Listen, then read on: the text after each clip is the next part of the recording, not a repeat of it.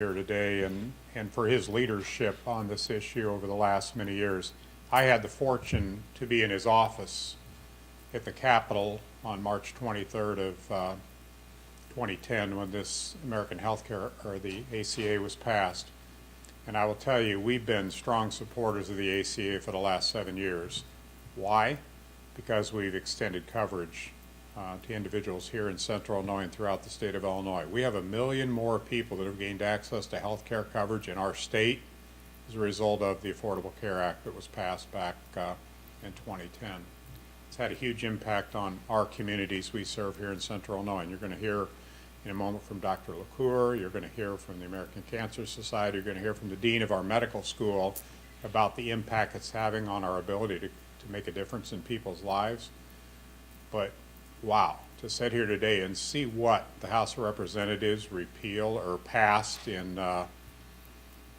last month, and then you look at as the senator says, we don't know which way they're going to go with the Better Care Reinvestment Act, or now they're talking about the overall ACA repeal of 2017. But to think that 1 million people could lose access to health insurance in this state of Illinois, or think about $40 billion of cuts in Medicaid funding over the next 10 years, which would be $4 billion a year in a state that has a fragile budget right now already, have a devastating impact.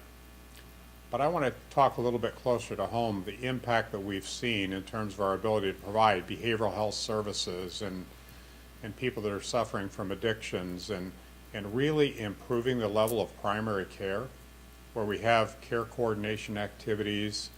We're really dealing with people that have chronic diseases, but doing that in the medical home. And I'm sure Dr. Cruz will talk about this, but at the SIU Center for Family and Community Medicine, just the additional people that have gained access to primary care coverage, our goal is not to bring more people to the acute care hospital where it's expensive. You know, how can we provide the best care in the right setting at the right time at the right price?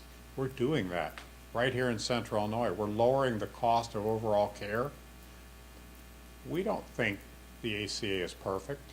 I'm sure the senator doesn't either, but we want to work on ways to improve it.